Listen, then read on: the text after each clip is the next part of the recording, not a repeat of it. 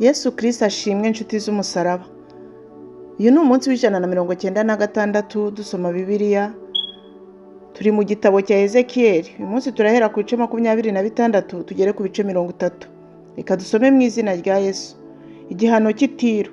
Nuko mu mwaka wa 11 ku munsi wa mbere w'ukwezi, ijambo ry'Uwiteka rinzaho riti: mwana w'umuntu, Tiro yacyocyoye iby'i Yerusalemu ati: awa, wari umwugariro w'abantu yarasenyutse arangarukiye. Ubwo yahindutse amatongo, ngiye kubona byinshi byuzuye. Nicyo gituma umwami Uwiteka avuga ati: dore ndakwibasiye yewe Tiro we, ngiye kuguteza amahanga menshi nk'uko inyanja izamura umuraba wayo. Nabo bazasenya inkike za Tiro, bubike iminara ye, umukungugu waho nawo nzawukukumbaho, habe urutare ruriho ubusa. Hazaba imbuga yo kwanika nshundura ho hagati y'inyanja, kuko nabivuze, niko umwami Uwiteka avuga. Azaba umunyago w'amahanga, kandi n'abakobwa be bari mu misozi bazicishwa inkota, maze bamenye yuko ndi Uwiteka.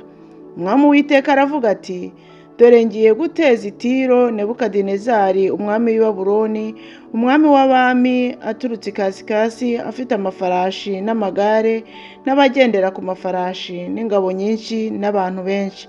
Abakobwa bawe bari mu misozi azabicisha inkota, kandi azakubakaho ibihome, agukikizeho ikirundo cyo kuririraho, kandi aguteza ababambitse ingabo. Inkike zawe azazerekezaho imigogo y'urwicundo yo gusenya inkike z'amabuye. Iminara yawe ayubikisha intorezo ze. Amafarashi ye azabyutsa umukungugu uguhumbikeho, kuko ari menshi. Inkike zawe zizanyeganyezwa n'ikiriri cy'abagendera ku mafarashi, n'icy'inziga, n'icy'amagare y'intambara, igihe azatunguka mu marembo yawe, nk'uko abantu biroha mu mudugudu wacitsemo icyuho. Inzira zawe zose azazikandagizamo ibinono by'amafarashi ye. Abantu bawe azabasogotesha inkota, kandi inkingi zerekana ubugabo bwawe zizagwa hasi. Ubutunzi bwawe bazabukunyaga, basahure n'iby'ubucuruzi bwawe, kandi bazubika inkike zawe, barimbure n'amanyumba yawe anezeza. Kandi amabuye yawe n'ibiti byawe n'umukungugu wawe bazabiroha mu nyanja. Kandi nzahoza urusaku rw'indirimbo zawe n'ijwi ry'inanga zawe, ntabwo zizongera kumvikana ukundi. Kandi nzakugira urutare ruriho ubusa, uba imbuga yo kwanika inshundura ntabwo uzongera kubaka ukundi, kuko njye Uwiteka nabivuze, niko umwami Uwiteka avuga.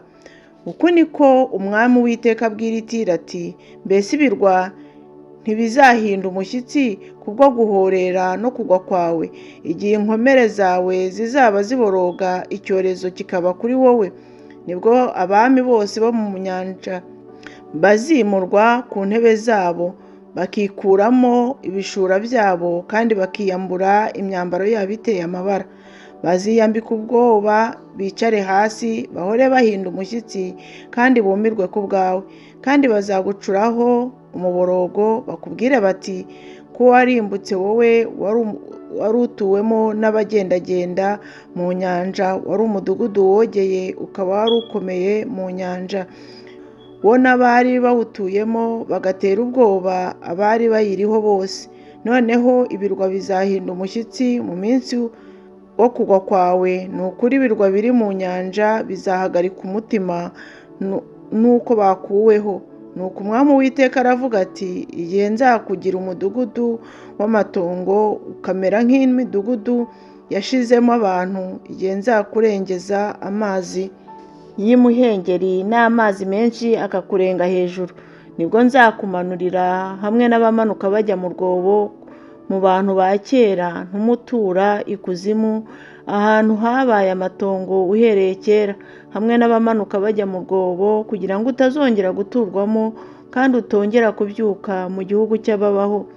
Nzakugira igiteye ubwoba, kandi ntabwo uzongera kubaho, naho uzashakwa ntuzongera kurebwa, niko umwami Uwiteka avuga. Ezekiyeli ibice 27. Ijambo ry'Uwiteka ryongera kunzaho riti, nawe mwana w'umuntu, ucurire Tiro umuborogo, maze ubwire Tiro uti, yewe utuye mu masangano y'inyanja, ukaba n'umugenza ugurira abantu bo mu birwa byinshi, umva uko umwami Uwiteka avuga ngo, yewe Tiro we, waravuze uti, ndi mwiza bihebuje, ingabano zawe ziri mu nyanja hagati, abubatsi bawe basohoje ubwiza bwawe. Imbaho zawe zose bazibaje mu miberoshi ivuye i Seniri, bishakiye imyerezi y'i Lebanoni bayikubarizamo imiringoti. Imyaroni y'i Bashani niyo bakubarijemo ingashya, nazo intebe zawe bazibaje mu mbaho z'imiteyashuri, baziharaza amahembe y'inzovu zivanywe mu birwa by'Ikitimu. Itanga ryawe riboheshejwe imyenda y'ibitare yatewemo ibika by'amabara muri Egiputa, kugira ngo rikubere ibendera. Imikara ya kabayonga n'imihengeri byavuye mu birwa bya Elisha nibyo byakubereye igitwikirizo. Abaturage b'i Sidoni n'abo muri Aruvadi nibo bari abasare bawe. Abanyabwenge bawe Tiro we, bagusohozemo ari bo bari abakereza bawe. Abasaza b'i Gebali n'abanyabwenge baho baguhozemo ari abahomyi bawe. Inkuge zose zo mu nyanja n'abasare bazo byaguhozemo, bakajya bakubungiriza iby'ubugenza. Ab'Ibuperesi n'i Ludi n'i Puti bahoze mu ngabo zawe ari intwari zawe, bakumanikagaho ingabo n'ingofero z'ibyuma, bakagaragaza ubwiza bwawe. Abantu bo muri Aruvadi bahoranye n'ingabo zawe ku nkike zawe impande zose, kandi n'Abagamadi bahoze mu minara yawe bamanikaga ingabo zabo ku nkike zawe impande zose, bagasohoza ubwiza bwawe. Ab'i Tarushishi bari abagenza bawe, kuko ubutunzi bwawe bw'amoko yose ari bwinshi. Bari bafite ifeza y'icyuma n'ibati n'isasu, bakabigurana ibyawe. Ab'i Yavani n'ab'i Tibubari n'ab'i Mesheki bari abagenza bawe, bagatanga abaretwa ku buguzi n'ibikoreshwa by'imiringa, bakabigurana iby'ubugenza bwawe. Ab'inzu ya Togaruma baguranaga iby'ubugenza bwawe, amafarashi n'amafarashi y'intambara n'imyumbu. Abantu b'i Dedani nabo bari abagenza bawe. Ubugenza bwo mu birwa byinshi bwari mu maboko yawe, bakakuzanira amahembe y'inzovu n'imipingo ngo mugurane. Ab'i Siriya bari abagenza bawe, kuko ibintu byawe by'ubukorikori ari byinshi. Iby'ubugenza bwawe babiguranaga na Nofekina n'imyenda y'imihengeri n'imirimo y'ibika n'imyenda y'ibitare byiza na fezaruka n'amabuye ya marijani. Yuda n'abo mu gihugu cya Isiraheli bari abagenza bawe. Iby'ubugenza byawe bajyaga babigurana ingano z'imitini n'udutsima turyoshye n'ubuki n'amavuta ya elayo n'umuti womora. Ab'i Damasiko bari abagenza bawe, kuko ubutunzi bwawe bw'amoko menshi ari bwinshi, kandi bari bafite ubutunzi bwinshi butari bumwe, na vino y'Iheruboni n'ubwoya bw'intama bwera. Ab'i Vedani n'ab'i Yavani iby'ubugenza byawe babiguranaga ubudodo n'ibyuma bicuzwe na kesiya na kane, byari mu bintu by'ubugenza bwawe. Ab'i Dedani bari abagenza bawe b'imyenda y'igiciro cyinshi n'abahekwa n'amafarashi. Abarabu n'ibikomangoma byose by'i Kedari bari abagenza bawe bwite, bakugenzuriraga abana b'intama n'amasekurume y'intama n'ihene. Abagenza b'i Sheba n'i Rama bari abagenza bawe. Iby'ubugenza bwawe babiguranaga imibavu iruta iyindi n'amabuye yose y'igiciro cyinshi n'izahabu. Ab'i Harani n'ab'i Kane n'aba Edeni, abagenza b'i Sheba na Ashuri n'i Kilumadi bari abagenza bawe. Abo bari abagenza bawe b'ibintu by'ingenzi, imyitero y'imikara ya kabayonga n'imirimo y'ibika by'amabara n'amasanduku arimo imyambaro y'igiciro cyinshi ahambirijwe imigozi yaboshywe yarabajijwe mu myerezi. Ibyo byari mu bintu byawe by'ubugenza. inkuge z'i Tarushishi zajyanaga ibintu byawe by'ubugenza, ni ukugira byinshi cyane, ugira n'icyubahiro kinini uri hagati y'inyanja. Abasare bawe bakujyanye mu mazi menshi, umuyaga w'iburasirazuba wakuvunaguriye mu nyanja hagati. Ubutunzi bwawe n'ibintu byawe n'ubugenza bwawe n'abasare bawe n'aberekeza bawe n'abahomyi bawe n'abagenza b'ibintu byawe n'abantu bawe bose b'intwari bakuriho, hamwe n'ingabo zose zikurimo, umunsi wo kurimburwa kwawe byose bizarohama mu nyanja hagati. Imihana yawe izatigiswa n'urusaku rwo gutaka kw'aberekeza bawe. N'abavugama bose n'abasare n'aberekeza bose bo mu nyanja bazururuka bave mu nkuge zabo bahagarare ku butaka, kandi ijwi ryabo rizumvikana bakuririra. Bazaboroga cyane birenze imikungugu ku mutwe, kandi bazigaragura mu ivu, bimoze ku bwawe kandi bakenyera ibigunira. Bazakuririra bafite umutima ubabaye, bakuborogere cyane. Mu mubabaro wabo bazacura umuborogo, bakuborogere bavuge bati, ninde uhwanye n'i Tiro, akamera nkawe wajimirijwe hagati y'inyanja. Iyo iby'ubugenza bwawe byavaga mu nyanja, wahazaga amahanga menshi. Abami bo mu isi wabagiraga abatunzi, wabahaye ku butunzi bwawe n'iby'ubugenza bwawe kuko ari byinshi. Igihe uvunaguwe n'inyanja uri imuhengeri, ibintu byawe by'ubugenza n'ingabo zawe zose byakuguyemo. Abatuye mu birwa bose baragutangariye, n'abami babo bafatwa n'ubwoba bwinshi, mu maso habo harasuherwa. Abagenza bo mu mahanga barakwimyoje, uhindutse igishishana kandi ntabwo uzongera kubaho ukundi. Ezekiyeli ibice 28. Imana ivuga uburyo umwami w'i Tiro yaguye. Ijambo ry'Uwiteka ryongera kunzaho riti, mwana w'umuntu, ubwire umwami w'i Tiro uti, uku niko umwami w'Uwiteka avuga ngo, umutima wawe wishyize hejuru, uravuga uti, ndi Imana, nicaye ku ntebe y'Imana iri hagati y'inyanja. Nyamara ariko uri umuntu nturi Imana, nubwo ugereranya umutima wawe n'uw'umutima w'Imana. Erega urusha Daniyeli ubwenge, nta gihishwe uyoberwa. Ubwenge bwawe no kumenya kwawe byaguhesheje ubutunzi, ukuzuza izahabu n'ifeza mu bubiko bwawe. Ubwenge bwawe bwinshi n'ubugenza bwawe bwakugwirije ubutunzi, maze ubutunzi bwawe bwateye umutima wawe kujya hejuru. Cyo gituma umwami w'Uwiteka avuga ati, kuko wagereranije umutima wawe n'umutima w'Imana, nicyo gituma ngiye kuguteza inzaduka z'abanyamahanga bateye ubwoba, nabo bazakuhira inkota zabo zikumareho ubwiza bw'ubwenge bwawe, banduze no kubengerana kwawe.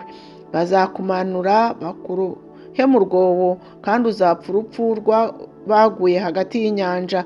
Aho uzongera kuvugira imbere y'ugusogota uti, ndi Imana, ariko imbere y'ukwica uri umuntu nturi Imana. Uzapfa urupfu rw'udakebwe wishwe n'amaboko y'abanyamahanga, niko nabivuze, niko umwami w'Uwiteka avuga. Maze ijambo ry'Uwiteka ryongera kunzaho riti, mwana w'umuntu, curira umwami w'i Tiro umuborogo, umubwire uti, umva uko umwami w'Uwiteka avuga, ngo ari intungane rwose, wuzuye ubwenge n'ubwiza buhebuje. Wahoze muri Edeni, ya ngobyi y'Imana, umwambaro wawe wari ibuye ryose ry'igiciro cyinshi. Odemu na Pitida na Yaharomu na Tarushishi na Shohamu na Yasipi na Safiro na Nofekina na Bareketi n'izahabu. Ubuhanga bwo kubaza amashako n'imyirongi bwawe bwari ubwawe. Mu munsi waremwemo byose byari biringaniye. Wari warasigiwe kugira ngo ube umukerubi utwikira, kandi nagushyizeho kugira ngo ube ku musozi wera w'Imana.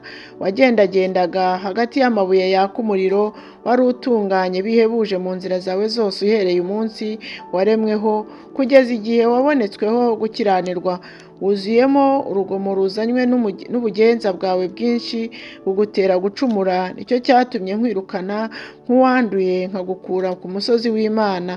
Narakurimbuye, wa mukerubi utwikira we, ngukura hagati ya mabuye yaka umuriro.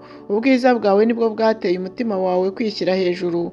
Kubengerana kwawe niko kononywe ubwenge bwawe. Nakujugunye hasi ngutangariza imbere y'abami kugira ngo bakwitegereze. ububi bwawe bwinshi no gukiranirwa kuva mu bugenza bwawe byatumye wanduza ubuturo bwawe bwera. Nicyo cyanteye gukongeza umuriro ukuvuyemo uragukongora, maze nduhindurira ivu imbere y'abakureba bose. Abakunzi bose bo mu mahanga bazagutangarira, wahindutse igishishana kandi ntabwo uzongera kubaho ukundi. Maze ijambo ry'Uwiteka rinzaho riti, mwana w'umuntu, erekeza amaso yawe kuri Sidoni, uhahanurire uti, umva uko Umwami Uwiteka avuze ngo, dore ndakwibasiye yewe Sidoni we, nzashyirwa hejuru mu gihugu cyawe, maze bazamenya yuko ndi Uwiteka ubwo nzaba maze kubahana nkiyerekana muri bo ko ndi uwera. Nzaboherezamo icyorezo mvushiriza amaraso mu nzira zaho, kandi abakomeretse bazahagwamo bicishijwe inkota impande zabo zose, maze bazamenya yuko ndi Uwiteka. Kandi ntaho rihanda rizongera kuba ku nzu ya Isiraheli, cyangwa umufatanga ubabaza mu babakikijeho bose babasuzuguraga, maze bazamenye yuko ndi Umwami Uwiteka. Uku niko Umwami Uwiteka avuga ngo, igihe nzaba maze gukoranya ab'inzu ya Isiraheli bakuye mu mahanga aho bari baratatanirijwe, nkiyerekana muri bo imbere y'abanyamahanga ko ndi uwera, nibwo bazatura mu cyabo gihugu icyo nahaye umugaragu wanjye Yakobo. Bazagituramo biraye, ni ukuri bazubaka amazu batere n'inzabibu bibereye mu mahoro, igihe nzaba maze guciraho iteka ababasuzuguraga bose bari babakikije, maze bazamenya yuko ndi Uwiteka Imana yabo. Ezekiyeli ibice 29. Igihano cya Egiputa. Mu mwaka wa 10 mu kwezi kwa 11 mu mwaka wa 10 mu kwezi kwa 10 ku munsi wa 12 w'uko kwezi, ijambo ry'Uwiteka rinzaho riti, mwana w'umuntu, erekeza amaso kuri Farawo umwami wa Egiputa, umuhanurire ubwene Egiputa hose, uvuga uti, umva uko Umwami Uwiteka avuga ngo, dore ndakwibasiye Farawo umwami wa Egiputa, wa kiyoka we kinini kiryamye hagati y'imigezi yaho, wavuze uti, uruzi rwanjye n'urwanjye bwite, kandi ninjye warwiremeye ubwanjye. Ariko ngiye gushyira indobo mu nzasaya zawe, ntume amafi yo mu nzuzi zawe yomekana n'imvuvu zawe, kandi nzakuroba ngukure mu nzuzi hamwe n'ayo mafi yose yo mu nzuzi zawe yomekanye n'imvuvu zawe. Kandi nzakujugunya mu butayu, wowe n'amafi yose yo mu nzuzi zawe. Uzagwa ku gasozi, ntabwo uzararurwa habe no gukoranywa. Naragutanze ngo ube ikiryo cy'inyamaswa zo mu isi n'ibisiga byo mu kirere. Maze abatuye muri Egiputa bose bazamenya yuko ndi Uwiteka, kuko babereye inzu ya Isiraheli inkoni y'urubingo. Igihe bagufashe ukuboko waravunitse, ibisate bisatura intugu zawe zose, kandi igihe bakwegamyeho waravunaguritse, utuma umugongo wabo wose utenebuka. Nicyo gituma Umwami Uwiteka avuga ati, dore ngiye kuguteza inkota nkumareho abantu n'amatungo, kandi igihugu cya Egiputa kizaba ikidaturwa n'amatongo, maze bazamenye yuko ndi Uwiteka, kuko yavuze ati, uruzi ni urwanjye kandi ni njyewe waruremye. Nuko rero dore ndakwibasiye, nibasiye n'inzuzi zawe, kandi igihugu cya Egiputa nzagihindura ikidaturwa n'amatongo, uhereye ku munara w'i Sevene ukageza mu rugabano rwo muri Etiyopiya. Nta kirenge cy'umuntu kizahanyura, habe n'inzara z'amatungo, kandi hazamara imyaka 40 hataraturwa. Maze igihugu cya Egiputa nzagihindurira amatongo hagati y'ibindi bihugu byabaye imyirare, n'imidugudu yaho iri hagati y'iyindi yahindutse amatongo izamara imyaka 40 ariko ikiri. Kandi Abanyegiputa nzabatataniriza mu mahanga, bateragane mu yandi mahugu. Umwami Uwiteka aravuga ati, imyaka 40 nishira, nzakoranya Abanyegiputa mbavane mu mahanga batataniyemo, kandi nzagarura Abanyegiputa bajyanywe ari imbohe. Nzabagarura mbageze mu gihugu cy'i Patirosi, mu gihugu cya kavukire yabo, maze bahagirire ubwami busuzuguritse. Hazaba inyuma y'ibindi bihugu by'abami byose, kandi ntabwo bazongera kuyishyira hejuru y'ayandi mahanga. Nzabacebya kugira ngo batazongera gutegeka amahanga ukundi, kandi ntibazongera kubera inzu ya Isiraheli ibyiringiro, ngo batume ibibi byibukwa by'igihe babisungaga, maze bazamenye yuko ndi umwami Uwiteka. Nuko mu mwaka wa 27 mu kwezi kwa mbere, ku munsi wa mbere w'uko kwezi, ijambo ry'Uwiteka rinzaho riti: mwana w'umuntu, Nebukadinezari umwami w'i Babuloni yakoresheje ingabo ze umurimo ukomeye ubwo yateraga i Tiro. Umutwe wose wapyotse uruhara, urutugu rwose rwarakobotse, kandi nta ngororano yabonye mu by'i Tiro, bona n'ingabo ze kubw'ibyo yankoreye ahateye. Nicyo gituma umwami Uwiteka avuga ati: dore igihugu cya Egiputa ngiye kukigabiza Nebukadinezari umwami w'i Babuloni. Azajyana abantu baho, ajyane n'iminyago yaho ahasahure. Ibyo bizaba ingororano z'ingabo ze. Namuhaye igihugu cya Egiputa nk'ingororano y'ibyo yankoreye, kuko ari njye bakoreraga, byavuzwe n'umwami Uwiteka. Uwo munsi nzatuma ihembe ry'inzu ya Isiraheli rimera, kandi nzaguha kubumburira umunwa hagati yabo, nabo bazamenya yuko ndi Uwiteka. Ijambo ry'Uwiteka ryongera kunzaho riti: ibi ni ibice 30. Mwana w'umuntu, uhanure kandi uvuga uti: nimwumve uko umwami Uwiteka avuga ngo, nibuboroge uwo munsi uzabona ishyano, kuko uwo munsi ugeze bugufi. Ni ukuri umunsi w'Uwiteka uri hafi, uzaba umunsi w'ibicu, uba igihe cy'abanyamahanga.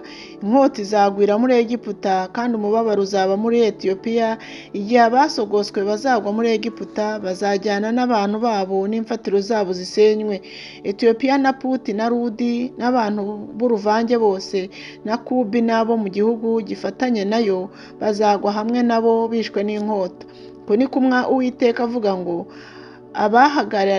abahagarikiye Egiputa nabo bazagwa, kandi ubwibone bw'ububasha bwabo buzacishwa bugufi. Bazagushwa n'inkota uhereye ku munara w'i Sevene, byavuzwe n'umwami Uwiteka. Bazasigara mu misaka hagati y'ibihugu byahindutse amatongo, n'imidugudu yaho izaba hagati y'iyindi midugudu yasenyutse. Bazamenya yuko ndi Uwiteka igihe nzaba maze gukongeza umuriro muri Egiputa, abafasha baho bose barimbutse. Uwo munsi intumwa zizamva imbere zijyanwa n'inkuge, zijya gutera ubwoba Abanyetiyopiya biraye. Bazafatwa n'umubabaro nko mu munsi wo muri Egiputa, kandi uwo munsi uraje. Uko ni ko umwami Uwiteka avuga ngo, nzamaraho abantu bo muri Egiputa, bamarwe n'amaboko ya Nebukadinezari umwami w'i Babuloni. We n'ingabo ze ziri kumwe nawe zitera amahanga ubwoba.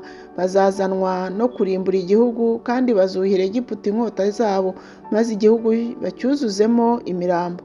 Imigezi nzayikamya, igihugu ngitange mu maboko y'abantu babi, kandi igihugu n'ibikirimo byose nzagihindurisha amatongo, ukuboko kw'abanyamahanga. Ni njye Uwiteka wabivuze. Uko ni ko umwami Uwiteka avuga ngo, ibigirwamana nabyo nzabirimbura, kandi nzatsemba ibishushanyo muri Nofu. Nta gikomangoma kizongera kuva mu gihugu cya Egiputa, kandi igihugu cya Egiputa nzagishyiramo ibiteye ubwoba. Ipatirosi nzahahindura amatongo, nkongeze umuriro muri Sowani, naho kuri no mpacisheho iteka. Nzasuka uburakari bwanjye kuri Sini, igihome cyo muri Egiputa, kandi abantu bo kuri no nzabatsemba. Nzakongeza umuriro muri Egiputa. Isini hazagira umubabaro ukomeye, kandi kuri no hazubikwa, naho Inofu hazaterwa n'ababisha ku manywa. Abasore bo muri Aveni n'ab'i Pibeseti bazagushwa n'inkota, kandi abo muri iyo midugudu bazajyanwa ari imbohe. Iteha Fenehesi naho hazaba ubwira kabiri, igihe nzahakuraho uburetwa bwa Egiputa, kandi ubwibone bw'ububasha bwaho buzahashira. Igicu kizahatwikira, nabo abakobwa babo bazajyanwa ari abanyagano. Uko niko nzashyira ibihano kuri Egiputa, maze bazamenye yuko ndi Uwiteka. Nuko mu mwaka wa 11 mu kwezi kwa mbere, ku munsi wa 7 w'uko kwezi, ijambo ry'Uwiteka rinzaho riti: mwana w'umuntu, navunnye ukuboko kwa Farawo umwami wa Egiputa, kandi dore ntabwo kwapfutswe ngo gushyirweho umuti, ntikwashyizweho igitambaro kugira ngo kubone imbaraga zo gukomeza inkota. Nicyo gituma umwami Uwiteka avuga ati: dore nibasiye Farawo umwami wa Egiputa, nzamuvuna amaboko yombi, uko nabanje kuvuna mvune n'ugusigaye kugikomeye, kandi inkota iri mu kuboko kwe nzayigusha hasi. Abanyegiputa nzabatataniriza mu mahanga, mbateragane mu bihugu.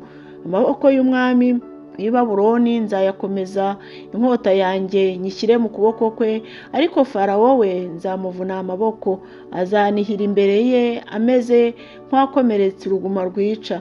Kandi amaboko y'umwami w'i Babuloni nzayakomeza, nayo amaboko ya Farawo azatentebuka, maze bazamenye yuko ndi Uwiteka. Igihe nzashyira inkota yanjye mu kuboko k'umwami w'i Babuloni, akayuhira igihugu cya Egiputa, kandi Abanyegiputa nzabatataniriza mu mahanga, bateragane mu bihugu, maze bazamenye yuko ndi Uwiteka. Imana ibahe umugisha. Tuzakomeza ejo duhere ku bice 31. Mugire umunsi mwiza, ndabakunda mu izina rya Yesu.